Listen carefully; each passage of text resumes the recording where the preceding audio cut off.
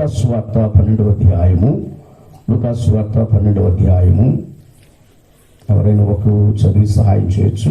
35వ వచనం నుంచి 40వ వచనం వరకు ఉన్నటువంటి భాగాన్ని ఈ రాత్రి మనం చదువుదాం. ఇందులో నుంచి ఒక విషయాన్ని నేను మీతో మాట్లాడడానికి పరిశుద్ధాత్మ దేవుని ద్వారా నేను ప్రేరేపించబడ్డాను. రాత్రి ఈ గ్రామాన్ని ప్రభు ప్రేమించాడు కనుక ఈ గ్రామంలో ఉన్న ప్రజలు, ఇక్కడున్న వారు శ్రద్ధగా వినండి. ఆ తరువాత శబ్దయంత్రం ద్వారా వింటున్న వారు కూడా దేవుని మాటను వినాలని ప్రభు ప్రేమను బట్టి నేను మీకు తెలియజేస్తున్నాను. లూకాసు వార్త 12వ అధ్యాయం 35 నుంచి. మీ నడుములు కట్టుకొనియుండుడి, మీ దీపములు వెలుగుచుండనీయుడి. తమ ప్రభువు పెండ్లి విందు నుండి వచ్చి తట్టగానే అతనికి తలుపు తీయుటకు అతడెప్పుడు వచ్చునో అతని కొరకు ఎదురుచూచు మనుషుని వలె ఉండుడి. ప్రభువు వచ్చి ఏ దాసులు మెలకువగా ఉండుట కనుగొనునో ఆ దాసులు ధన్యులు. అతడు నడుము కట్టుకొని వారిని భోజన పంక్తిని కూర్చుండబెట్టి తానే వచ్చి వారికి ఉపచారం చేయునని మీతో నిశ్చయముగా చెప్పుచున్నాను. మరియు అతడు 2వ జామున వచ్చినను 3వ జామున వచ్చినను ఏ దాసులు మెలకువగా ఉండుట కనుగొనునో ఆ దాసులు ధన్యులు. దొంగ ఏ గడియను వచ్చునో ఇంటి యజమానునికి తెలిసిన ఎడల అతడు మెలకువగా ఉండి తన ఇంటికి కన్నము వేయనీయడని తెలుసుకొనిడి. మీరు అనుకొనని గడియలో మనిషి కుమారుడు వచ్చును కనుక మీరును సిద్ధముగా ఉండుడని చెప్పెను. ఆమేన్.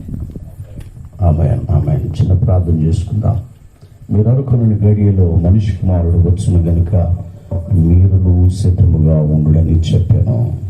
దయగలిగిన తండ్రి, కృప కలిగిన ప్రభు, తల వంచి మీ పాదాల దగ్గరకు వస్తున్నాం. నమ్మదగిన దేవుడు నైనా ఈ రాత్రి మీరు మాట్లాడాలని మేము ఆశపడుతున్నాం. మీరు మాట్లాడితే మేము వింటాం ప్రభు. వినే హృదయాలు మాకు దయచేయండి, నాకు దయచేయండి. వింటున్నటువంటి బిడ్డలకు మీరు దయచేయండి. ఈ శబ్దయంత్రము ద్వారా ఎంతవరకు అయితే ప్రభువా ఈ శబ్దం వెళుతుందో అక్కడ ఉంటున్న బిడ్డలకు కూడా వినబుద్ధిని పుట్టించమని ప్రార్థన చేస్తూ ఉన్నాను. ప్రతి విధమైన ఆటంకములను, అభ్యంతరములను నజరేయుడైన యేసు నామమున గద్దిస్తూ ఉన్నాం. పరిశుద్ధాత్మదేవ, ప్రతి బిడ్డ హృదయంలో నీ వాక్యము పనిచేయులాగున మీరు మాట్లాడమని ప్రార్థన చేస్తూ ఉన్నాం. అల్పుడను ఎన్నిక లేని వాడను ప్రభువా, మీ ప్రశస్తమైన రక్తము చేత కడిగి పరిశుద్ధపరిచి నీ సొత్తుగా మార్చి ఈ రాత్రి స్థలములో నన్ను నిలవబెట్టినందుకు కొరకై మీకు మహిమ చెల్లిస్తున్నాను. మీరు మహిమపరచబడాలి, మీరు ఘనపరచబడాలి, మీరు హెచ్చించబడాలి.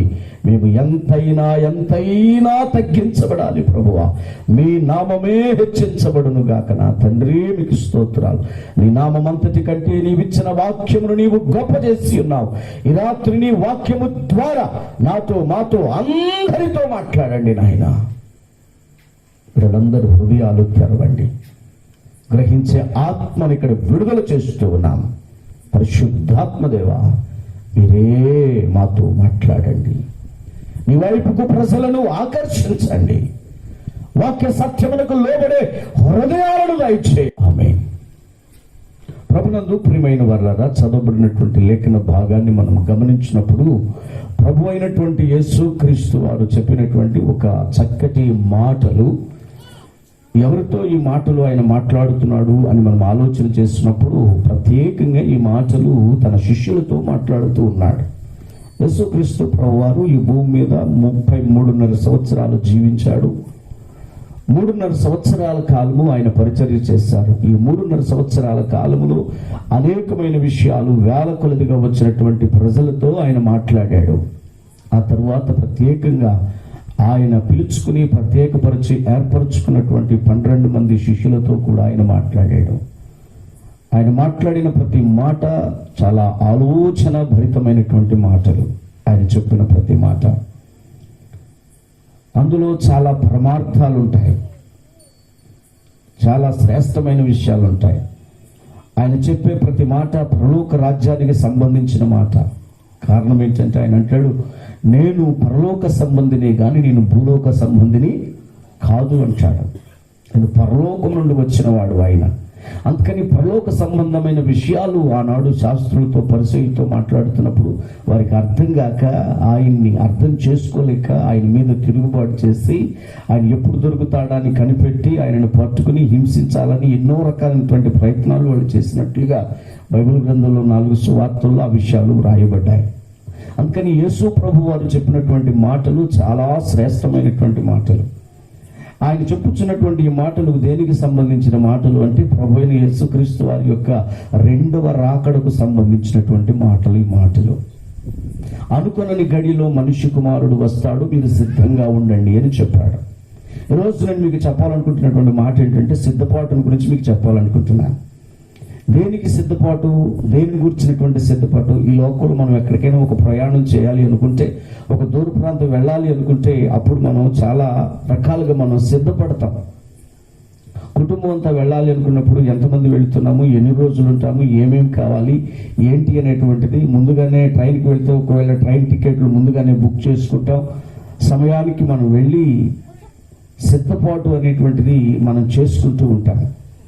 తెల్లవారు లేచిన దగ్గర నుంచి మనుషులు అనేకం సిద్ధం చేస్తూ ఉంటారు. తల్లిదండ్రులు గృహిణి సిద్ధపరుస్తూ ఉంటుంది. ఉదయం లేవగానే బిడ్డలకి ఏం పెట్టాలా, భర్తకి ఏం పెట్టాలని చెప్పి చక్కటి టిఫిను భోజనాలు అన్నీ సిద్ధపరుస్తూ ఉంటారు.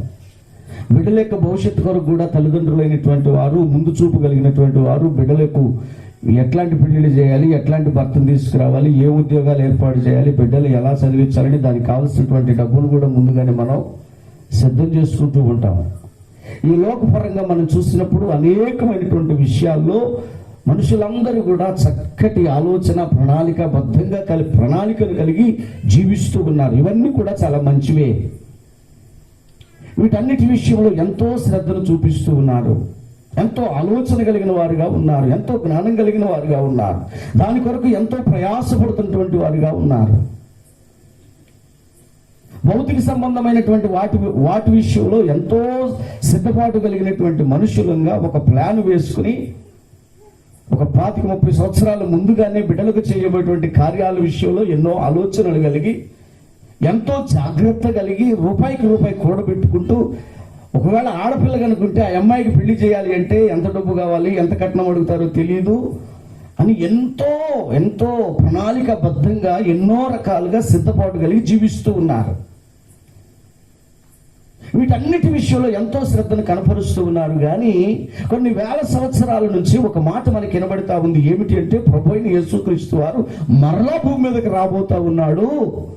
ఆయన వచ్చి ఎవరైతే ఆయన్ని ప్రేమించారో, ఎవరైతే ఆయన యందు విశ్వాసం ఉంచారో, ఎవరైతే ఆయన రక్తం చేత కడగబడ్డారో, ఎవరైతే లోకములో నుండి ప్రత్యేకించబడ్డారో, ఎవరైతే పాపము నుండి రక్షించబడ్డారో అటు వారిని తీసుకుని వెళ్ళడానికి సంఘం కొరకు ఆయన రాబోతున్నాడు అన్నటువంటి సువార్త ఇప్పటికీ 2022 సంవత్సరాల నుంచి భూమి మీద ప్రకటించబడతా ఉంది. దానికి కావలసినటువంటి సిద్ధపాటు మాత్రం ఈ రోజున క్రైస్తవ బిడ్డలలో చాలా మందిలో ఆయన కోరుకున్న విధంగా సంఘము సిద్ధపరచబడినదిగా లేదు. ఈ సిద్ధపాటు అనేటువంటిది శరీరానికి సంబంధించింది కాదు, కానీ ఆత్మకు సంబంధించినటువంటి సిద్ధపాటు.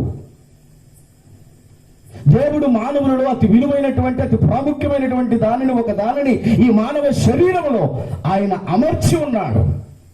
ఈ మానవ శరీరము దేవుడు తన స్వరూపమును, లేకపోతే దేవుడు ఏదైతే కలిగి ఉన్నాడో తన జీవవాయువును ఈ మట్టి శరీరంలోనికి ఊదినప్పుడు నరుడు జీవాత్మాయనని దేవుని యొక్క వాక్యము సెలవిస్తా ఉంది. ఈ లోకములో ఎవరైనా సరే, అనగా ఏ మతానికి, ఏ కులానికి సంబంధించిన వారైనా సరే, ఏ ప్రాంతానికి సంబంధించిన వారైనా, ఏ రంగు కలిగినటువంటి వారైనా, వారందరిలో ఉన్నది ఏమిటంటే దేవుని యొక్క జీవాత్మ. ఈ జీవాత్మకు చావు లేదు. మనుష్యుడు జీవించేటువంటి ప్రాణైపోయాడు. ఆత్మకు చావు లేదు. చావు కేవలము దేనికంటే శరీరానికి సంబంధించింది మాత్రమే. అందుకని వాక్యం చెప్తా ఉంది. ప్రసంగి గ్రంథంలో మనం చూసినప్పుడు మందైనది వెనుకటి వలనే మరలా భూమికి చేరును, ఆత్మ తాను దయచేసిన దేవుని యొద్దకు మరలా పోవును. ఎక్కడి నుంచి వచ్చిందో అక్కడికే వెళ్తాడు. అది ఈ ఆత్మకు సంబంధించిన సిద్ధపాట్ల గురించి ప్రభువైనటువంటి యేసుక్రీస్తు వారు తెలియచేసినటువంటి మాటలు ఈరోజు మనం ధ్యానం చేయబోతూ ఉన్నాం. పిల్లరా, ప్రభువైన యేసుక్రీస్తు వారు అంటున్నాడు, మీరు అనుకొనని గడియలో మనిషి కుమారుడు వచ్చును కనుక మీరు సిద్ధముగా ఉండండి. ఎప్పుడు వస్తాడు? అనుకొనని గడియ. అనుకొనని గడియ. దీనికి ఒక డేట్ లేదు, ఒక సంవత్సరం లేదు, ఒక నెలని లేదు. ఎప్పుడు వస్తాడో తెలియదు. తండ్రి అయినటువంటి దేవుడు, ప్రభు అయినటువంటి యేసు క్రీస్తు వారికి కూడా అది మర్మముగానే ఉంచాడు. అందుకని యేసుక్రీస్తు ప్రభు వారు చెప్పారు, ఆయన చనిపోయి తిరిగి లేచి 40 దినాలు శిష్యులతో కనబరుచుకున్న తరువాత ఆయన శిష్యులు అడిగారు, అయ్యా నువ్వెప్పుడు వస్తావు? నువ్వు వస్తానని చెప్పావు కదా, ఎప్పుడు వస్తావు అంటే ఆయన చెప్పాడు, కాలములు సమయములు ఎవరి స్వాధీనములు ఉన్నాయి అంటే నా తండ్రి స్వాధీనములో ఉన్నాయి. హల్లెలూయా. మన కాలాలు మన సమయాలు అన్నీ కూడా తండ్రి స్వాధీనములో ఉన్నాయి. భూమి మీద ఏ మనుషుడికి తెలియదు. ఒకవేళ ఎవరైనా సరే ప్రభు అయినటువంటి యేసుక్రీస్తు వారి రాకడ ఈ 2022 సంవత్సరం ఫలానా డేట్ వస్తుందని నీవు చెబితే ఎవరు కూడా నమ్మడానికి వీలు లేనే లేదు. నమ్మొద్దు. డేటులు చెప్పినా సంవత్సరాలు చెప్పినా నమ్మకూడదు. అది వాక్యానుసారంగా సత్యమైనది కాదు. యేసు ప్రభు నోట నుండి చెప్తున్నాడు, అనుకోనని గడియలో మనిషి కుమారుడు వస్తాడు. ఇది సత్యము. ఈ మాట నమ్మదగినది. ఈ రాత్రి ఈ మాటలు మీ హృదయంలోనికి వెళ్ళాలి ప్రియులరా. ఈ మాటలు సత్యమైనవి. ఎందుకో తెలుసా? ఆకాశము భూమి గతించవచ్చును కానీ నా మాటలు ఎన్నడూ గతించవు. ఆయన చెప్పిన మాట తప్పకుండా నెరవేర్చబడుతుంది. బైబిల్ గ్రంథమే సత్యమైన గ్రంథం. ఇందులో వ్రాయబడిన ప్రతి మాట నెరవేర్చబడుతుంది. 100 సంవత్సరాలకు పూర్వము చెప్పబడిన ప్రతి మాటలు కూడా నెరవేర్చబడ్డాయి. యేసు ప్రభు పుట్టుకను నమ్ముతున్న నీవు, యేసు ప్రభు పుట్టుకను నమ్మి పండుగ ఆచరిస్తున్నావు, మంచిదే. అలానే యేసు ప్రభు వారు చనిపోయాడని తిరిగి లేచాడని కూడా మనం పండుగను ఆచరిస్తున్నాం, మంచిదే. ఈ రెండు నమ్మిన నీవు, ఈ రెంటిని పండుగ ఆచరిస్తున్నటువంటి మనము తప్పకుండా నమ్మవలసిన విషయం ఏంటంటే మరలా ఆయన రాబోతున్నాడు. నమ్ముతున్నారా? నమ్మటం లేదా? చెప్పాలి. తలకాయలో పోతే చెప్పండి, నోటితో చెప్పండి. నమ్ముతున్నారా? ఏమని? ఖచ్చితంగా ప్రభు వస్తాడు. ఇది సత్యం. చాలా మంది ఏం చెప్తున్నారు తెలుసా? రకరకాలైనటువంటి దుర్బోధలు లోకంలోనికి వచ్చేసి ఆయన రాకడ వచ్చేసింది, అయిపోయింది, ఇప్పుడు మనం 1000 ఏళ్ల పాలనలో ఉన్నామని చెప్తున్నారు. ఫాల్స్ టీచింగ్ అంటారు దీన్ని. ఆయన రాబోతున్నాడు. అయితే ఎప్పుడు వస్తాడో తెలియదు. అందుకోసం మనం చేయాల్సిన పని ఏంటంటే సిద్ధముగా ఉండాలి. ఏ గడి అయినా జరగవచ్చు అది. అందుకనే చెప్పాడు, ఏ జామున వస్తాడో, మొదటి జామున వస్తాడో, రెండవ జామున వస్తాడో, మూడవ జామున వస్తాడో, నాలుగవ జామున వస్తాడో తెలియదు. కాబట్టి మీరు ఎలా ఉండాలంటే సిద్ధముగా ఉండండి అని చెప్పాడు. ఏమిటి ఆ సిద్ధపాటు? ఎలా మనం సిద్ధపడాలి? దేని గురించి సిద్ధపడాలి? ఆ సిద్ధపాటు గురించి చెప్తూ 35వ వచనంలో అన్నాడు, మీ నడుములు కట్టుకొని ఉండండి అన్నాడు. దేవుని యొక్క సిద్ధపాటులో మొట్టమొదటి భాగం ఏంటంటే మీ నడుములు కట్టుకొని ఉండండి. రెండవ మాట ఏమిటో తెలుసా? మీ దీపములు వెలుగుచుండనియండి అన్నాడు. మూడో మాట ఏంటంటే అతడు ఎప్పుడు వచ్చునో అతని కొరకు తలుపు తీయడానికి ఎదురు చూచు మనుష్యుల వలె ఉండండి, ఎదురు చూసేవారిగా ఉండండి అన్నాడు. మీ నడుములు కట్టుకొనండి అన్నాడు. సిద్ధపాటు భాగంలో ప్రియమైన దేవుని బిడ్డలారా, మొట్టమొదట జరగవలసిన విషయం ఏమిటంటే మన నడుములు కట్టుకోవాలి. ఏం కట్టుకోవాలండి? ఉన్నాయా మనకు నడుములు? ఉన్నాయా? మీకు నడుములు ఉన్నాయా లేదా?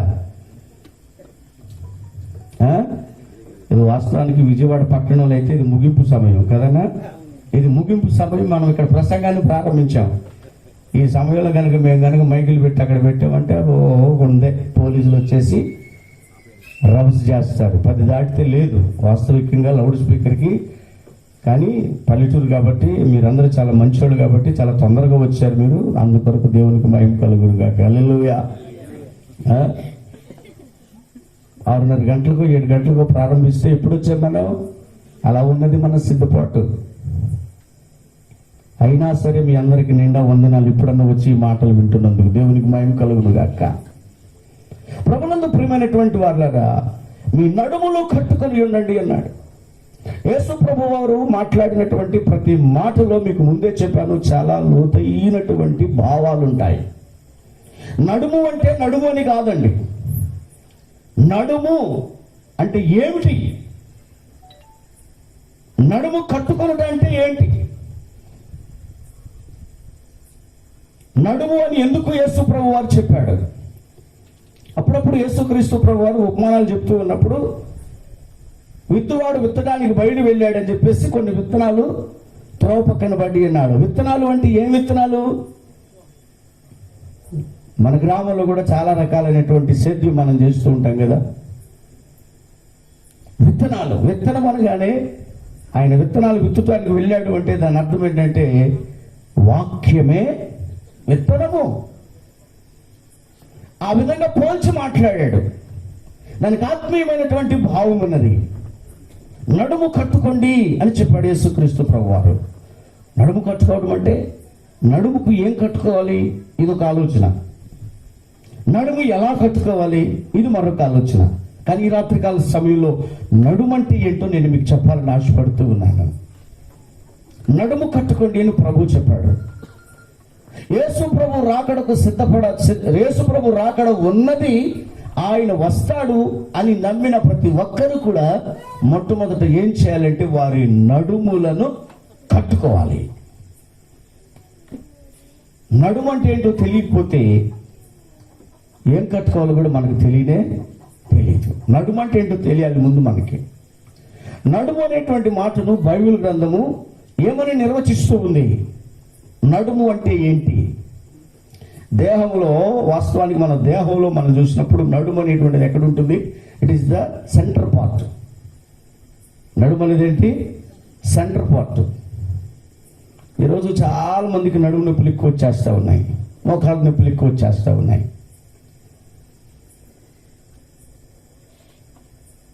అలాగే మన జీవితంలో నడుము అనేది చాలా ప్రాముఖ్యమైనది. నడుము అంటే ఏమిటనేటువంటి విషయాన్ని అపోస్తలుడైనటువంటి పేతురు ఆయన రాసినటువంటి మొదటి పత్రిక 1వ అధ్యాయము 13వ వచనంలో ఒక శ్రేష్టమైనటువంటి మాటను తెలియజేశాడు. దయచేసి చదవండి ఆ మాట. కాబట్టి మీ మనస్సు అను నడుము కట్టుకొని నిబ్బరమైన బుద్ధి గలవారై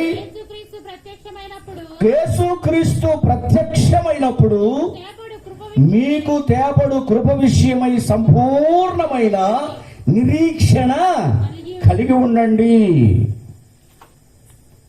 కాబట్టి మీ మనస్సు అను, ఇప్పుడు మీకు అర్థమైంది కదా నడుము అంటే ఏంటి? మనస్సు. మనస్సు.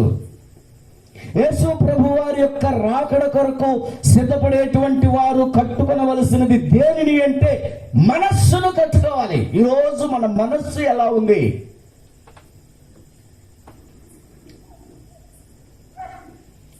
మనస్సు అనేది చాలా ప్రాముఖ్యమైనది. దేవుడు మనిషిలో పెట్టినటువంటిది అతి విలువైనటువంటిది, అతి శ్రేష్టమైనది ఏమిటంటే మనస్సు. వీడికి మెత్తని మనసు లేదురా అంటారు. ఎందుకు? ఎప్పుడు చూసినా, ఎప్పుడు చూడు చాలా కఠినంగా మాట్లాడుతూ ఉంటాడు, అందరినీ కఠినంగా మాట్లాడతాడు. అసలు వీడికి జాలి కలిగిన మనసు అసలు లేదు, కరుణ కలిగిన మనసు అసలు లేదు. అంటే ఎట్లాంటి మనసు? కఠినమైనటువంటి మనసు. అంటే అది స్వభావం.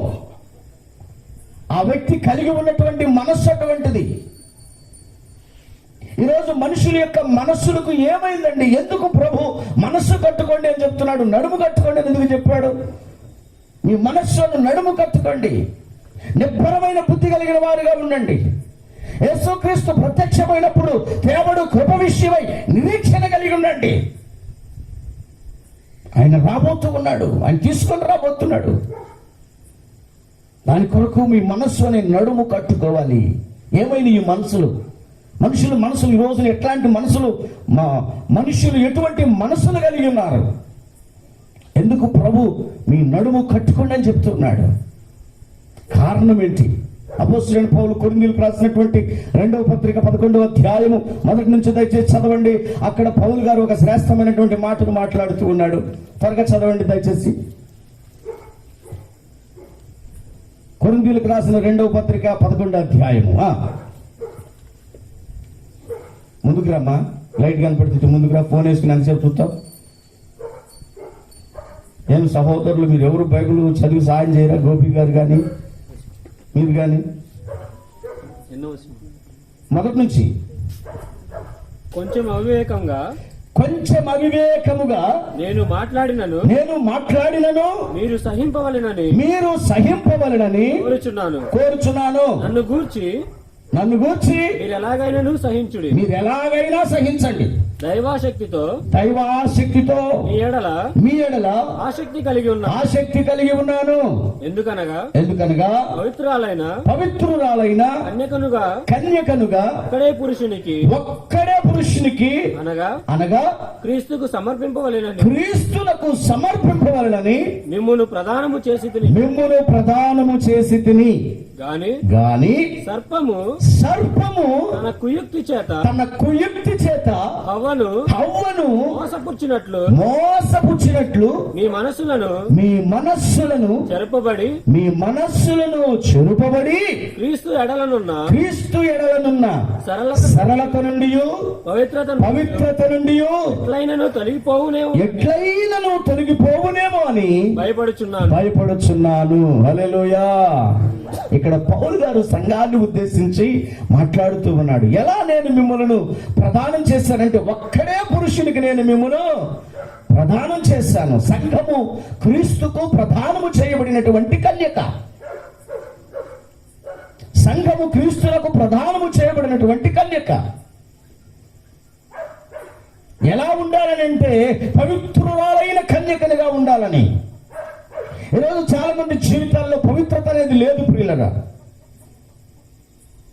ప్రభువైన యేసుక్రీస్తును నమ్మిన వారుగానే ఉన్నారు, మందిరాలకు వెళ్ళేవారిగానే ఉన్నారు, వాక్యాన్ని వినేవారిగానే ఉన్నారు, పాటలు పాడేవారిగానే ఉన్నారు, కానీ వారి జీవితాల్లో పవిత్రత అనేది లేదు.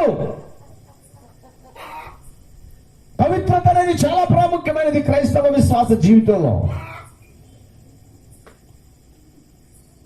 అందుకని చెప్తూ ఉన్నాడు, పవిత్రురాలని కన్యకలుగా ఒక్కడే పురుషునికి నేను మిమ్మల్ని ప్రదానము చేసి తిని గాని సర్పము తన కుయుక్తి చేత హవ్వను మోసపరిచినట్లు మీ మనస్సులను చెరుపబడి. మనసులు ఏం చేయబడ్డాయండి? చెరపబడ్డాయి. దేవుడు మంచి మనసుతోనే మనుష్యులను సృష్టించాడు. పరిశుద్ధమైన మనసుతోనే మనుషులను దేవుడు సృష్టించాడు. ఆయన కలిగి ఉన్న మనసునే మనుషులకు ఇచ్చాడు. ఆయన మనసు ఎటువంటి మనసు? ఆయన మనసు ఆయనది. ఎవరైనా సరే రోగిని చూస్తే, ఎవరైనా సరే వచ్చి ఆయనను గనక శరణు పెడితే వారి మీద కనికరపడే మనసు కలిగిన వాడు ఆయన. జాలిపడే మనసు కలిగిన వాడు యేసయ్య. ప్రేమ కలిగిన మనసు కలిగిన వాడు యేసయ్య. ఆయన మనస్సునే మనకిచ్చాడు. కానీ ఆ మనసు ఏం చేయబడింది అంటే చెరపబడినది అంటే చెడగొట్టబడినది. ఏం చేయబడింది? చెడగొట్టబడినది, పాడు చేయబడినది. ఎవరు పాడు చేశారంటే సర్పము తన కుయుక్తి చేత హవ్వను మోసపరిచినట్లుగా. అది సంగతి. ఎక్కడ చెరపబడింది మనసు? ఎప్పుడు చెరపబడింది మనసు? ఎందుకు ఈరోజు మనుషులు ఎదుటి మనిషిని ప్రేమించే మనసు లేకుండా ఉన్నారు, సహాయం చేసే మనసు లేకుండా ఉన్నారు. ఎంత కష్టంలో ఉండా చూసుకుంటూ వెళ్ళిపోతారు, కానీ ఆ మనిషి దగ్గరికి వెళ్ళి పరామర్శించడం కానీ ఏమి చేసేటువంటి పరిస్థితుల్లో ఈరోజు మనుషుల యొక్క మనస్సులు లేవు. ఓర్చుకోలేని మనస్సు అండి మనుషుల్ని. సొంత అన్నదమ్ములే ఓర్చుకోలేని వారిగా ఉన్నారు. అన్న కొంచెం బాగా అభివృద్ధి చెందాడు అనుకో, తమ్ముడు ఓర్చుకోలేడు. తమ్ముడు కొంచెం బాగా అభివృద్ధి చెందాడు అనుకో, అన్న ఓర్చుకోలేడు. ఎవరింటికి వారే శత్రువులని వాక్యం చెప్తా ఉంది. అట్లాంటి పరిస్థితులు ఈరోజు ఉన్నాయి. కానీ నిజమైనటువంటి క్రీస్తు ప్రేమను, క్రీస్తు రక్తంతో కడగబడిన బిడ్డలు ఎప్పుడు కూడాను ఎదుటివారి మేలునే కోరాలి, కానీ కీడును ఎన్నడూ కోరకూడదు. మనస్సులు చెరపబడ్డాయటండి. మనస్సు చెరపబడింది, మనస్సులు చెడగొట్టబడ్డాయి. ఎట్లాంటి మనసులతో మనుషులు జీవిస్తున్నారో తెలుసా? ఎట్లాంటి వార్తలు మనం వింటున్నామో తెలుసా? ఎట్లాంటి లోకంలో మనం జీవిస్తున్నామో తెలుసా? ఎంత భయంకరమైన పరిస్థితులండి. ఇప్పటికీ రష్యా ఉక్రెయిన్ మీద యుద్ధము ప్రారంభించి ఎంతకాలం అయిందండి? ఏ విధంగా శవాలు గుట్టలుగా పడిపోతా ఉన్నాయండి. దేనికోసం? ఏమి సాధించాలని? ఏది శాశ్వతమైనది? ఎన్ని దేశాలు ముట్టుకుంటున్నా సరే వాటి యొక్క మొండితనాన్ని, మొండి వైఖరిని అవి మారలేనివిగా ఉన్నాయి, మార్చుకోలేనివిగా ఉన్నాయి. మనస్సులు చెరపబడ్డాయి. ఈ చెరపబడిన మనస్సుతో, చెడిపోయిన మనస్సుతో, పాడైపోయిన మనస్సుతో, అబద్ధాలతో నిండినటువంటి మనస్సుతో, మోసముతో నిండిన మనస్సుతో, కక్షతో నిండిన మనస్సుతో ప్రభు రాకడ కొరకు సిద్ధపడలేవు. అందుకని ప్రభు అంటున్నాడు, నిశ్చయముగా మీరు కనుక నేను వస్తాను అన్న సంగతిని కనుక గుర్తిస్తే, ఆ సత్యాన్ని కనుక మీరు నమ్మితే, మీ మనస్సు కట్టబడాలి, మీ మనస్సు బాగు చేయబడాలి, మీ మనస్సు సరి చేయబడాలి. మీ మనస్సును కట్టుకోండి. మీ మనస్సులు, నేను మంచి మనసును ఇచ్చాను, నేను మీకు ప్రేమించే మనసును ఇచ్చాను, అసూయపడే మనసును నేను ఇవ్వలేదు, ఇతరులకు కీడు చేసే మనసును నేను ఇవ్వలేదు. ఆ మనసు ఎలా వచ్చింది అంటే, కుయుక్తి చేత సాతాను ఏం చేసింది? హవ్వను మోసపరిచింది. అక్కడ చెడిపోయింది మనసు. ఆదిలోనే చెడిపోయింది మనసు, ఆదిలోనే చెడగొట్టబడినది మనస్సు. ఆ మనస్సు ఈ రోజున కట్టుకోవాలి. ఆ మనస్సును నీవు బాగు చేసుకోవాలి. ఆ మనస్సును బాగు చేయడానికి వచ్చిన వాడి ప్రభు అయిన యేసుక్రీస్తు. గట్టిగా స్తోత్రం చెప్పండి. నిద్రపోతున్న వాడు చెప్పండి, దేవునికి స్తోత్రం. అది అర్థం కాక నిద్రపోతాడు చెప్పేవాళ్ళు, కానీ మెలుగుగానే ఉన్నారు. దేవునికి స్తోత్రం. హల్లెలూయా. 10 కూడా కాలేదులేండి. మనకు చాలా అలవాట్లే కదా, టీవీ ముందు కూర్చున్నామంటే ఎంతసేపు అయినా కూర్చుంటాం కదా. ఇప్పుడు మనసు ఏం చేయబడాలండి? మనసు ఏం చేయబడాలి చెప్పండి? నేను అరుచుకోవటమైనా మీకు ఎక్కుతుందా లేదా? అది చాలా ప్రాముఖ్యమైనది. ఎంత ప్రయాసపడినటువంటి ప్రయాసం తగిన ప్రతిఫలం ఏంటి? ఏం చేయాలండి మనం? ఒక్క మాటే చెప్తాను, ఈ మాట మీద మీరు ఏమైనా మీకు అంతే. నేను వేరే దాంట్లో కాదు, మనసు గురించే మాట్లాడతాను. మనసుని ఏం చేయాలి? ఇప్పుడు మనం కట్టుకోవాలి. మనసు ఏం చేయబడింది? ఏం చేయబడింది చెప్పండి, మాట్లాడండి. చెరపబడింది. చెరపడటం అంటే ఏం చెప్తున్నాను? చెడిపోయింది. చెడిపోయింది మనసు. చెడిపోయిన మనస్సు కలిగినటువంటి మనుషులుగా లోకంలో ఉన్నవారు జీవిస్తూ ఉన్నారు. అందరూ, మనొక్కడదే కాదు, అందరిది, ప్రపంచంలో ఉన్నవా అందరి మనసులు చెడిపోయినాయి. కారణం ఏంటంటే, ఆదిలోనే వాడు ఆ చెడ్డ విత్తనాన్ని మనుషుల యొక్క మనస్సుల్లో విత్తేశాడు. మనసు చెడిపోయింది. దేవుని స్వరూపములో సృష్టించబడ్డారు ఆది దంపతులైనటువంటి ఆదాము అవ్వలు. వారినే మోసం చేశాడు. అందుకని చెప్తున్నాడు, జాగ్రత్తగా ఉండండి. కొంచెం అవివేకంగా నేను మాట్లాడినా మీరు సహించాలని కొరింథీ సంఘానికి పౌలు హెచ్చరిక చేస్తున్నాడు. ఈ రాత్రి నా మాటలు కఠినంగా ఉన్నా సరే, ఈ రోజు నీ మనస్సు మారాలి, నీ బుద్ధి మారాలి, నీ ఆలోచన మారాలి, నీ నడవడిక మారాలి. ఇవన్నీ కూడా దేనితో లింక్ అయి ఉన్నాయి అంటే నీ మనస్సుతోనే లింక్ అని ఉన్నాయి. అందుకే యేసుక్రీస్తు ప్రభువారు పరిచర్య ప్రారంభించినప్పుడు, భూమి మీదకి వచ్చిన తర్వాత ఆయన పరిచర్య ప్రారంభించినప్పుడు, ఆయన కంటే ముందుగా ఒక 6 నెలల ముందుగా పుట్టినటువంటి బాప్తిసం ఇచ్చేటువంటి యోహాను కూడా తన మొదటి ప్రసంగాన్ని దేంతో ప్రారంభించాడండి? ఏ మాటలో ప్రారంభించాడు? దయచేసి చదవండి. మత్తయి సువార్త 3వ అధ్యాయము.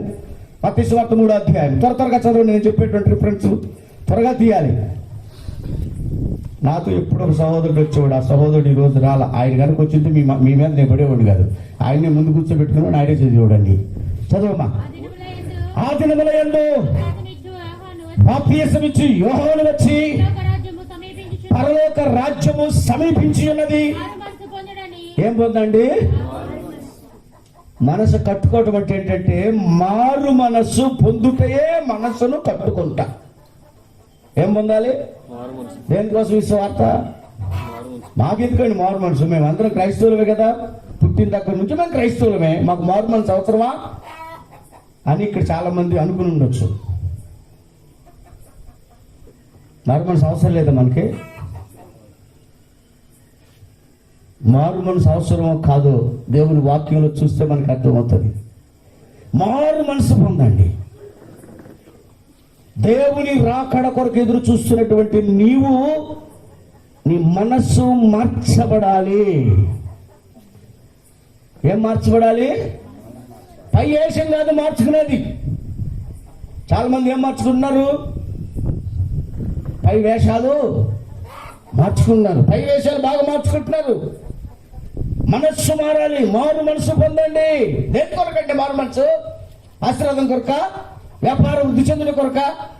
అమ్మాయి పెళ్లి జరిగింది, అబ్బాయి పెళ్లి జరిగింది, అబ్బాయికి ఉద్యోగం వచ్చిందండి మారు మనసు పొందుతారండి, బాప్తీసం తీసుకుంటారండి. చాలా మంది మారు మనసు పొంది బాప్తీసం తీసుకున్నారు. ఎందుకు మారు మనసు పొందామంటే రోగం వచ్చిందండి, యేసు దగ్గరికి వెళ్ళానండి, యేసు ప్రభు నన్ను బాగు చేసాడండి, అందుకని నేను బాప్తీసం తీసుకుంటాను. అది కాదు. అలా ప్రభువును నువ్వు నమ్ముకున్నావు, మంచిది. అలా ప్రభు నీకు సహాయం చేశాడు, మంచిది. అలా ప్రభు దగ్గరకు వచ్చావు, మంచిది. అది కానీ నీ మనస్సు మారాలి. ఏం మారాలి? మనస్సు మారాలి. నీ మనస్సు మారాలి, నీ స్వభావం మారాలి, నీ చూపులు మారాలి, నీ తలపులు మారాలి, నీ ఆచార వ్యవహారాలు మారాలి, నీ సిద్ధాంతం మారాలి, మత సంబంధమైన కట్టుబాట్లు మారాలి. ఒక వ్యక్తి నిజముగా ప్రభు ఆ వ్యక్తిని దర్శిస్తే, ప్రభు వాక్యము ఆ వ్యక్తిలోనికి పనిచేస్తే అతని మనస్సు మార్చబడుతుంది. మార్చబడిన మనస్సు వేరు. భౌతిక సంబంధమైన వాటి కోసం మనస్సు మార్చుకోవడం వేరు. ఆత్మ సంబంధమైన పరలోక రాజ్యం కొరకు మనస్సు మార్చుకుంటూ వేరు. అందుకే యేసుక్రీస్తు ప్రభు వారు కానీ, బాప్తిసమిచ్చి యోహాను కానీ, వారు మొట్టమొదటి ఏం చెప్పారంటే, పరలోక రాజ్యము సమీపించినది కనుక మీరు మారు మనసు పొందండి. క్రైస్తవ సంఘాలకు కూడా మారు మనసు కావాలి, బోధకులకు కూడా మారు మనసు కావాలి, అందరికీ మారు మనసు కావాలి. ఈ లోకంలో ఏ స్థితిలో ఉన్నా సరే నువ్వు మారు మనసు పొందిన వ్యక్తిగా నీవు ఉండాలి. మారు మనసు పొందటం అంటే ఏంటి? మనసు మార్చబడటం అంటే ఏంటి? వ్యభిచారమందు పట్టబడినటువంటి ఒక స్త్రీని యేసు ప్రభు వారి దగ్గరకు తీసుకుని వచ్చారండి. వ్యభిచారమందు పట్టబడినటువంటి స్త్రీని యేసు ప్రభు దగ్గర తీసుకుని వచ్చారు. ధర్మశాస్త్రం ఏం చెప్తుంది అంటే, ఈమెను రాళ్లతో కొట్టి చంపాలని ధర్మశాస్త్రం చెప్తుంది. అయ్యా, నువ్వు వచ్చి ఏదో కొత్త కొత్త బోధలు చేస్తున్నావు కదా, ఈమెను మమ్మల్ని ఏం చేయమంటావు చెప్పు. యేసు ప్రభువుని ఇరకాటంలో పెట్టాలని తీసుకుని వచ్చారు మత సంబంధమైనటువంటి వ్యక్తులు. అప్పుడు ప్రభు అన్నాడు, మీలో ఎవరైతే పాపం చేయలేదో మీరు ఆ మీద మొట్టమొదట రాయి వేయండి అన్నాడు. అదేమి? అప్పుడు అందరూ వేయాలి కదా. వాళ్ళందరూ ఎవరు? శాస్త్రులు, పరిసయ్యులు. పరిసయ్యులు అంటే మతములందు నిష్ట కలిగినటువంటి వారు. శాస్త్రులు అంటే ధర్మశాస్త్రాన్ని బోధించేటువంటి వారు. మరి వారికి మారు మనసు లేదా? ఉంది కదా. వాళ్ళు పవిత్రపరచబడిన వాళ్ళే కదా. ధర్మశాస్త్రాన్ని మోసే ధర్మశాస్త్రాన్ని తూచా తప్పకుండా పాటిస్తున్నవారు కదా. ప్రభు అన్నటువంటి మాటకు వెంటనే వాళ్ళు రాళ్ళు తీసుకురామని కొట్టాలి కదా. ఒక్కడు కూడా కొట్టలేదు, ఒక్కడు కూడా లేడు అక్కడ. ఆయన మాట అన్న తర్వాత ఆయన ఏదో రాస్తున్నాడట. ఏం రాస్తున్నాడు ఎవరికి తెలియదు వాస్తవానికి. ఆయన రాస్తున్నాడు. అయితే వాళ్ళందరూ కూడా ఏం చేశారు తెలుసా?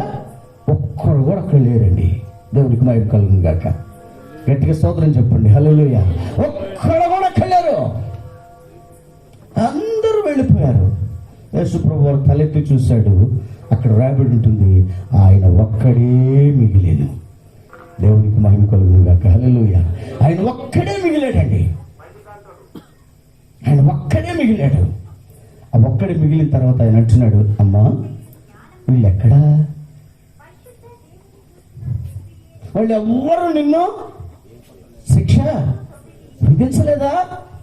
లేదు ప్రభువా అన్నప్పుడు ప్రభు అన్నాడు, అమ్మా నేను కూడా నీకు శిక్ష విధింపను.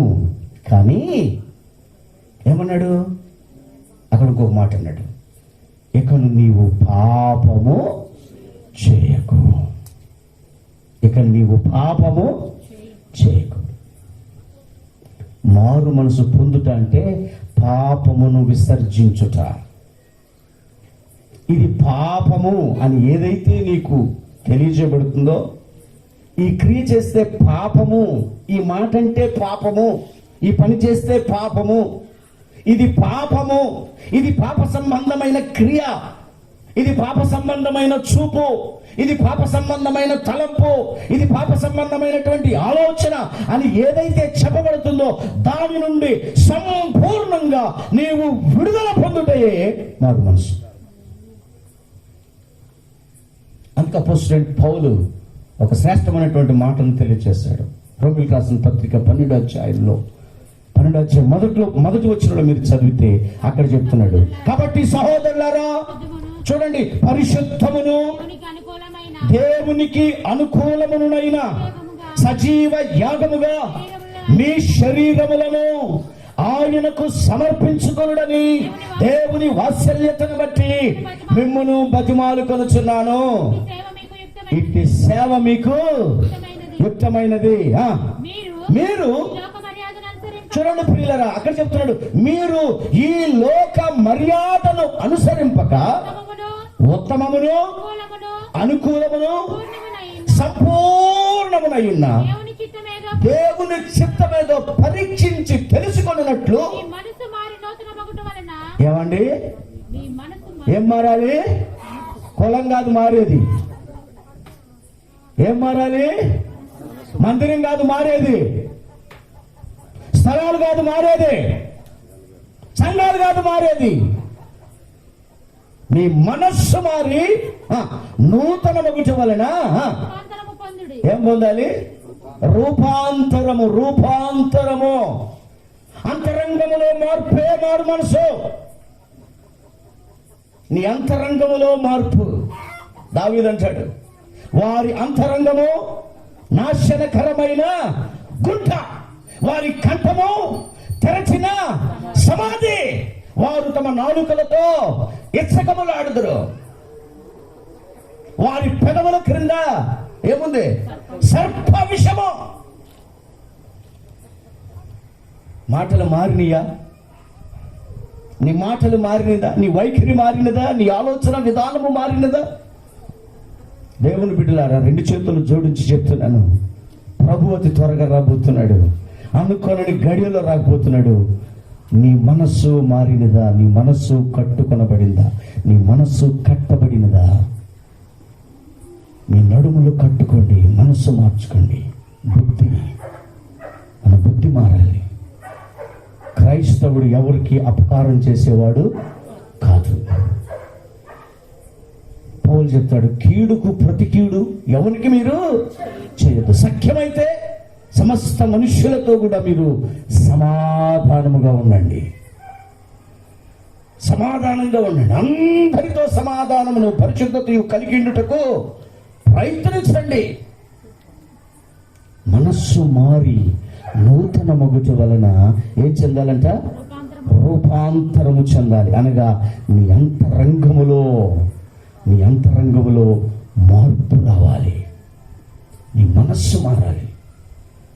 రాకడ కొరకు సిద్ధపడాలనుకుంటున్న వారు నిశ్చయంగా ప్రభునందు ప్రియులారా, మన మనస్సులు మార్చబడాలి.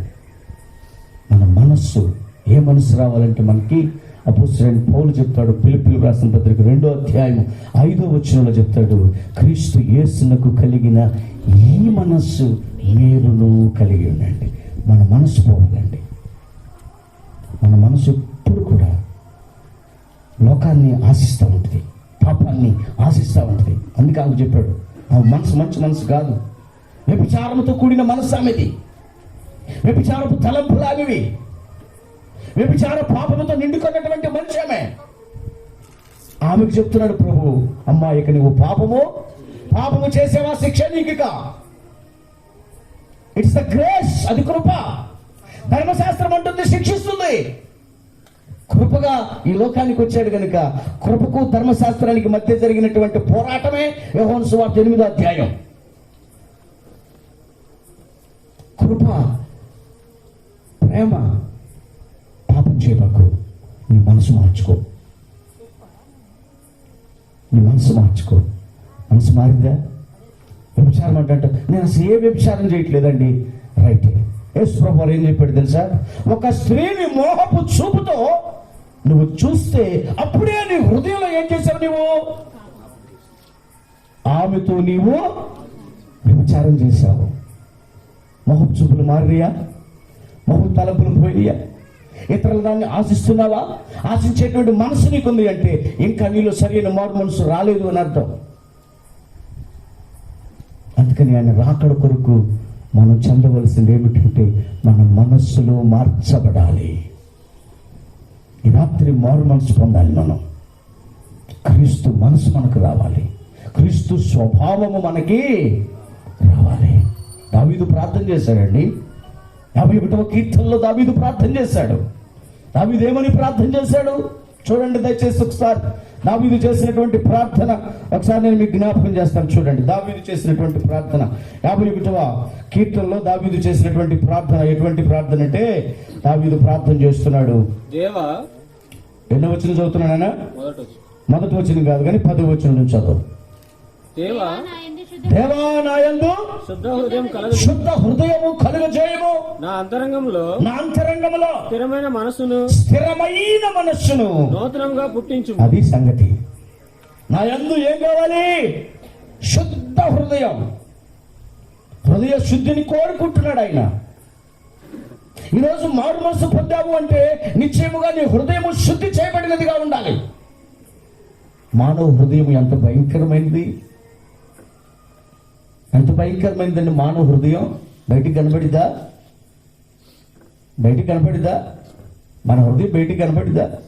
ఎవరి హృదయం బయటికి కనపడదు. మానవ హృదయం ఎటువంటిది అంటే ఇర్మియా గారు చెప్తారు కదా.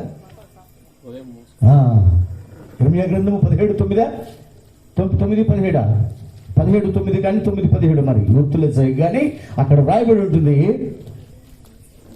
హృదయము అన్నిటికంటే మోసకరమైనది, అది ఘోరమైన వ్యాధి కలిగినది, దాన్ని గ్రహింపగలిగిన వాడు ఎవడు?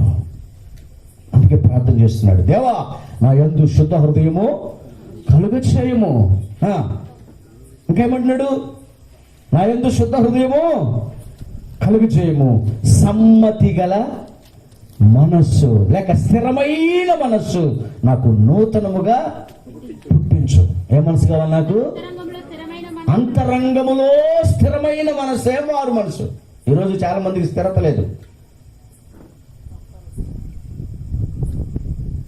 విశ్వాసంలో స్థిరత లేదు, భక్తిలో స్థిరత లేదు, యథార్థతలో స్థిరత లేదు, నమ్మకత్వంలో స్థిరమైనటువంటి జీవితం లేదు. స్థిరంగా ఉండాలి. పాపాన్ని విడిచిపెట్టావు, మరలా పాపం జోలికి వెళ్ళకు. అపవిత్రమైన కార్యాలు విడిచిపెట్టావు, మరలా అపవిత్రమైనటువంటి పనుల జోలికి వెళ్ళద్దు. మత సంబంధమైన కార్యకలాపాలు విడిచిపెట్టావు, ఆ మత సంబంధమైన కార్యకలాపాలకు దగ్గరకు వెళ్ళవద్దు. ప్రాచీన స్వభావాన్ని నువ్వేం చేయాలి తెలుసా? సిలువ వేయాలంతే. ఈ రాత్రికాల సమయంలో ప్రియమైన దేవుని బిడ్డలారా, ప్రభు త్వరగా రాబోతున్నాడు. నువ్వు మారు మనసు పొందాలి. నీ మనసు మార్చబడాలి, నీ బుద్ధి మార్చబడాలి, నీ తలంపులు మార్చబడాలి, నీ ఆచార వ్యవహార శైలి మార్చబడాలి, నువ్వు నూతన పరచబడాలి, నీ అంతరంగము రూపాంతరము చెందాలి. మారు మనసు పొందిన వ్యక్తిగా నువ్వు జీవించుటే రాకడ కొరకు సిద్ధపాటు కలిగిన జీవితాన్ని నువ్వు కలిగి ఉన్నట్టు. మారు మనసు పొందు. మత సంబంధమైనటువంటి మారు మనసు కాదు, ఆత్మ సంబంధమైన మారు మనసు కావాలి. ఆత్మ సంబంధమైన మారు మనసు కావాలి. శరీరానుసారమైన మనసు కాదు మనకు కావాల్సింది, ఆత్మానుసారమైన మనసు మనకు కావాలి. పౌలు గారు చెప్తాడు కదా 8వ అధ్యాయంలో రోమీయులకు రాసినటువంటి పత్రికలో, శరీరానుసారమైనటువంటి మనసు ఏంటి, ఆత్మానుసారమైనటువంటి మనసు ఏంటి? ఆత్మానుసారమైనటువంటి మనసు నీకు కావాలి. శరీరానుసారమైనటువంటి మనసు కాదు. అంటే శరీరానుసారమైనటువంటి మనసు ఏం చేస్తుంది? ఒకసారి అది చూద్దామండి. రోమిలకు రాసిన పత్రిక ముగింపు చేస్తానండి దయచేసి. చదువమ్మా. రోమిలకు రాసిన పత్రిక 5వ అధ్యాయము ఏ వచ్చి చదువుతున్నావు? 8:5. శరీరానుసారులు శరీర విషయముల మీద మనస్సునుంతురు, ఆత్మానుసారులు ఆత్మ విషయాల మీద మనస్సునుంతురు. శరీరానుసారమైన మనస్సు మరణము, ఆత్మానుసారమైన మనస్సు జీవమును సమాధానమునైనది. ఏలైనగా శరీరానుసారమైన మనస్సు, అది శరీరానుసారంగా నీవు ప్రభువుని నమ్మి కూడా శరీరానుసారంగానే జీవిస్తున్నావు అనుకో, శరీరాన్ని గురించి ఆలోచన చేస్తారు, ఆత్మ గురించి ఆలోచన లేదు, ఆత్మ సంబంధమైనటువంటి అంకితం లేదు, ఆత్మ సంబంధమైన సమర్పణ లేదు, ఆత్మ సంబంధమైన పవిత్రత లేదు. ప్రభువులోనే ఉన్నారు కానీ ఆత్మానుసారమైన మనస్సు మనకు రాలా. శరీరం దీని కొరకు ఇచ్చేంత విలువ ఆదివారానికి ఎవరు? ఆదివారానికి ఎవరు? ఉపవాస ప్రార్థనలకు ఎవరు? దేనికి మనం విలువిస్తున్నాం? ఏ మనసు మనం కలిగి ఉన్నాం? ప్రియమైన దేవుని బిడ్డలారా, ఎంత చక్కగా పౌలు గారు చెప్తున్నాడు చూడండి. శరీరానుసారమైన మనసట దేవునికి విరోధమై ఉన్నది, దేవునికి విరోధమై ఉన్నది. మనం శరీరానుసారం కాదండి, మనం ఆత్మానుసారం. ఎందుకంటే ఈ శరీరము ఎప్పటికైనా అన్నిపోయింది. దీని మీద పెట్టేటువంటి శ్రద్ధ, దీన్ని పోషించుకున్నట్లుగా నీ ఆత్మను నువ్వు పోషించుకుంటున్నావా? శరీరానికి కావలసిన ఆహారం కొరకు కష్టపడుతున్నంతగా ఆత్మకు కావలసిన ఆహారాన్ని నువ్వు సిద్ధం చేసుకుంటున్నావా? నీ ఆత్మను నువ్వు పోషిస్తున్నావా? నిజంగా నువ్వు మారు మనసు పొందితే, మనం మారు మనసు పొందితే మనం ఆత్మానుసారమైన మనసుని మనం కలిగి ఉంటాం. ఆత్మానుసారమైన మనసు ఆత్మ విషయాల మీదనే పెడుతుంది. అంటే పరలోకం, పరిశుద్ధత, విశ్వాసం, ప్రేమ, ఆత్మ ఫలాలు ఉన్నాయి కదా, ఆత్మ ఫలాల మీద మనసు పెట్టాలి. ఆత్మ ఫలాన్ని నువ్వు కలిగి ఉండాలి. ఫలాలు కాదు, ఫలం ఒకటే ఫలం, అందు 9 రకాలైనటువంటి గుణాలు ఉంటాయి. ఫలం ఒకటే, దానికి 9 రకాలైనటువంటి తొనలు అనుకోండి. అవన్నీ కలిగి మనం జీవించాలి. యేసు ప్రభువు వారు చెప్పేటువంటి మాట అది. మీ మనస్సు కట్టుకోండి. మీ మనస్సు అది ఒకప్పుడు చెడిపోయిన మనసుగా ఉంది, అది సాతాను ద్వారా చెడగొట్టబడింది. మీ మనస్సులను బాగు చేయడానికి నేను ఈ లోకానికి వచ్చాను. నా మాట వినండి, నేను చెప్పినట్లుగా మీరు చేయండి. సాతాను మనసును తీసివేసుకోండి. సాతాను మనసు ఎప్పుడు కూడా అపాయము, కీడు, నష్టాన్ని కలిగించేటువంటిది. నా మనసు అది కాదు, నా మనసు మేలు చేసేది. నా మనసు ఎప్పుడు కూడా ఉపకారం చేసేది, అపకారం చేయదు. నా మనస్సు ఎటువంటిదంటే పవిత్రతను కోరుకుంటుంది, అపవిత్రతను కోరుకోదు. అందుకని మీ మనస్సు కట్టుకోండి, నా రాకడికి మీరు సిద్ధపడతారు. మారు మనసు పొందండి, మనసు మార్చుకోండి, బుద్ధి మార్చుకోండి, ఆలోచనలు మార్చుకోండి, క్రియలు మార్చుకోనండి. లోక సంబంధమైన జోలికి దేవుని బిడ్డలను మనం వెళ్ళకూడదు. వాటి నుండి మనం బయటకు వచ్చిన తర్వాత మన మనసులో మార్చుకోవాలి. మన మనసులో ఎట్లాంటి మనసులు అంటే ఎప్పుడు కూడా మనం ఎలా ఉన్నామంటే ద్విమనస్కుల్లాగా ఉన్నామంటండి. మనం ఎలా ఉన్నామంటే మనం ద్విమనస్కుల్లాగా ఉన్నాం. దేవుడు చెప్పినటువంటి మనసు మనకు లేదు, ఇంకా రావటం లేదు. ఈ రాత్రికాల సమయంలో ప్రభు మిమ్మల్ని ప్రేమించి మీకు సువార్త, ఎవరికి సువార్త అంటే రక్షించబడిన మనము ఇంకా దేవునిలో ఎదుగుట కొరకు, రక్షణ పొందని వారు రక్షణ పొందుటకు ఈ సువార్త కోరిక. దేమనస్కులంగా మనం అంటే అది చేద్దాం ఇది చేద్దాం అన్నట్లుగా ఉన్నవాళ్ళు ఉన్నారు ఈ లోకంలో, సంఘాల్లో, క్రైస్తవుల్లో, విశ్వాసుల్లో. అది కావాలి, ఇది కావాలి. బళ్ళో ఒక పేరంట, గుళ్ళో ఒక పేరంట. బళ్ళో ఒక పేరు, గుళ్ళో ఒక పేరు. నా బ్రతుకోటువంటిది ఒకప్పుడు బళ్ళో పేరు మొత్తాన్ని తీసేశా, బడిలో పేరు ఇప్పుడు నాకు లేదు, ఒకే పేరు. నా స్టడీస్ మొత్తాన్ని కూడా లాస్ చేసుకున్నాను. నా స్టడీస్ కూడా నేను లాస్ చేసుకున్నాను. నా స్టడీస్లో ఉన్న రికార్డు వేరు, ఇప్పుడున్న రికార్డు వేరు. ఇప్పుడు నేను ప్రభుత్వం దృష్టిలో జీరో, నాకు చదువు లేదు, కానీ నేను గ్రాడ్యుయేట్ని. నాకు ఆ గ్రాడ్యుయేషన్ సర్టిఫికేట్స్ ఎందుకు పనికిరావు, మొత్తం పోయింది. రిజర్వేషన్ కూడా పోయింది. దేవునికి స్తోత్రం చెప్పండి. ఒక్కడు కూడా చెప్పరు. ఎందుకు రిజర్వేషన్ లేకపోతే ఎట్టకండి బాబు. ఈ మధ్యకాలంలో తూర్పు గోదావరి జిల్లాలో ఒక వార్త చూసారు మీరు, యూట్యూబ్లో వచ్చింది. కన్యుడు అక్కడున్న చర్చిని అదంతా పడగొట్టేశారు. ఎందుకు పడగొట్టేశారు? కారణం ఏంటంటే అక్కడ మందిరం ఉంది కానీ బీసీసీ అనే వాళ్ళు ఒక్కడు కూడా లేరు. ఎమ్మెల్యే ఓపెన్ చేసేటారు, దాన్ని మేము కూలగొట్టేసామని యూట్యూబ్లో వచ్చిందండి. మీరు చూసారో చూడలేదు మరి. కారణం ఏంటంటే బీసీసీ అని లేకుండా వాడు క్రైస్తవులను పెట్టుకోకుండా ఎస్సీగా ఉన్నారు.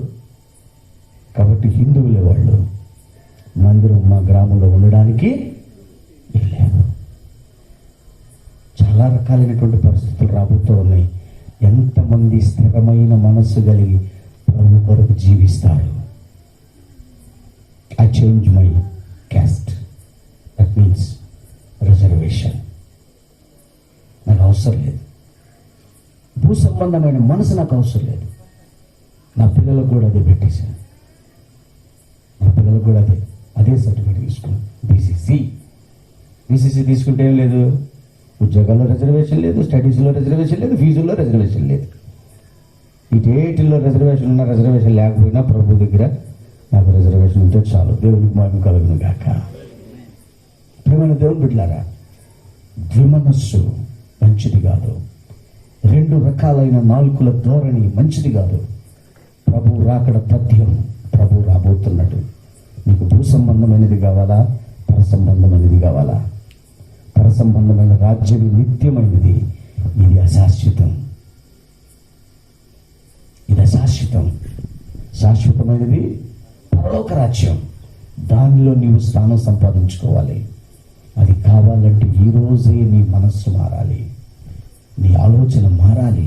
పవిత్రత వైపు పరుగులు తీయండి, నమ్మకత్వం వైపు పరుగులు తీయండి, యథార్థత వైపు పరుగులు తీయండి, పరిశుద్ధంగా జీవించడం కొరకు పరుగులు తీయండి. ఈరోజు మనం మారాలి. మారు మనసు పొందిన బిడ్డలంగా మనం ఉండాలి. యాకోబు రాసిన పత్రికలో ఈ పాంప్లెట్ మీద ఒక వాక్యాన్ని వేశారు వాళ్ళు.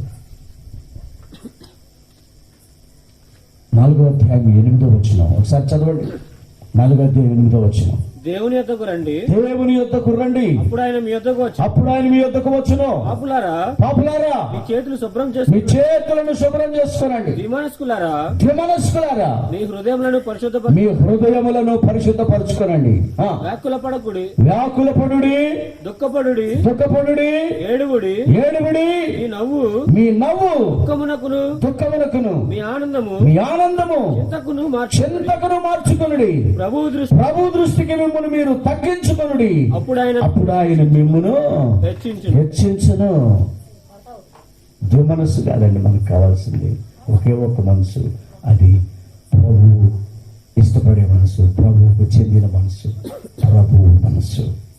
ప్రభు ఎట్లాంటి మనసు కలిగి ఉన్నాడో, ఆయన చేసిన కార్యాలు ఏంటో, ఆయన ఎలా ఉన్నాడో, ఎలా జీవించాడో, ఏ మనసు కలిగి ఉన్నాడో బైబిల్లో అనేకమైన విషయాలు ఉన్నాయి. అవన్నీ మీకు తెలియాలంటే ఖచ్చితంగా మీరు బైబిల్ చదవాలి, వాక్యం చదవాలి. వాక్యం చదివితేనే మీకు ప్రభు మనసు వచ్చింది. వాక్యం చదవండి. చదవగలిగిన వారు వాక్యాన్ని చదవండి. వాక్యం బోధిస్తూ ఉన్నప్పుడు వాక్యాన్ని వినండి. అదే మన మనస్సును నూతన పరుస్తూ ఉంటుంది. వాక్యమే మనకు మూలం. ద్విమనస్సు మనకు ఉండకూడదు. ద్విమనస్సులట ఎప్పుడు కూడా ఎలా ఉంటారంటే అస్థిరులుగా ఉంటారంట. అస్థిరులు. వాడు ద్విమనస్సు కలిగిన వాడు కనుక వాడు అస్థిరుడు. కాబట్టి రాత్రికాల సమయంలో మన మనస్సును మార్చుకున్నామండి. పేతురు గారు ఆయన మనస్సు మార్చబడిన తర్వాత మనస్సు తిరిగిన తర్వాత నీ సహోదరులను నీవు స్థిరపరచని చెప్పాడు. ఆయన మనసు సంపూర్ణంగా దేవుని వైపు తిరిగిన తర్వాత ఆయన తన ప్రసంగాన్ని మారు మనసుతోనే ప్రారంభించాడు. హల్లెలూయా. పేతురు, మీరు మారు మనసు పొంది పాప క్షమాపణ నిమిత్తము ప్రతి వాడును యేసుక్రీస్తు నామమున బాప్తిసం పొందండి అని చెప్పాడు. మారు మనసు పొందిన నీవు బాప్తిసం పొందాలి. మారు మనసు పొంది బాప్తిసం పొందాలి. పాపముల విషయమై పశ్చాత్తాపడి మారు మనసు పొంది నువ్వు బాప్తిసం పొందాలి. పాపముల విషయమై పశ్చాత్తాపడకుండా, నీ మనసు మార్చబడకుండా నువ్వు బాప్తిసం పొందిన ఉపయోగం లేదు. నీ మనసు మార్చబడాలి. పాపాల విషయమై పశ్చాత్తాపడాలి. ఖచ్చితంగా బాప్తిసం పొందాలి. అప్పుడు నీవు ప్రభు రాకడ కొరకు సిద్ధపడగలిగినటువంటి వ్యక్తిగా ఉంటావు. ఈ రాత్రికాల సమయంలో దయచేసి అందరం తలలు ఉంచుదాం. దయచేసి అందరం తలలు ఉంచుదాం. ప్రభువుని అడుగుదాం. అయినా అనుకున్న గడిలో నువ్వు రాబోతున్నావు. ప్రభువా, నేను సిద్ధపడతాను. నా నడుమును కట్టుకుంటాను. నా మనసు మార్చుకుంటాను. నా మనసు పాపముతో నిండిన మనసు, పాపపు ఆలోచనలతో నిండిన మనసు, పాపము చేయడానికి పరుగులు తీసినటువంటి మనసు, అన్యాయము చేయడానికి, అక్రమము చేయడానికి నా మనసు పరుగులు తీసిందయ్యా. అపవిత్రత చేయడానికి అయ్యా ఏదైతే నేను చేయాలనుకున్నవన్నీ చేశానయ్యా. అవును ప్రియులారా, మనుషులందరి మనసులు అపవాది చేత మోసం చేయబడి అన్యాయం, అక్రమము, మోసముతో నిండినటువంటి లోకంలో మనం బ్రతుకుతున్నాం. అట్లాంటి బ్రతుకు నుండి మనం మారు మనసు పొందాలి. నా మనసును మార్చడానికే యేసయ్య ఈ లోకానికి వచ్చాడు. నా జీవితాన్ని మార్చడానికి వచ్చాడు. నా పాప శాపములన్నీ ఆయన మీద వేసుకున్నాడు. రాత్రి యేసయ్య నీవు నాకు కావాలి. నీవు కాచిన రక్తముతో నా మనసును కడుక్కుంటాను, నా హృదయాన్ని కడుక్కుంటాను, శుద్ధి చేసుకుంటాను. పవిత్రమైన మనస్సుతో నేను నిన్ను ఆరాధిస్తాను. పరిశుద్ధమైన మనసుతో నిన్ను ఆరాధిస్తాను. స్థిరమైన మనసుతో నిన్ను ఆరాధిస్తాను. నూతనమైన బుద్ధిని నేను తెచ్చుకుంటాను నాయనా.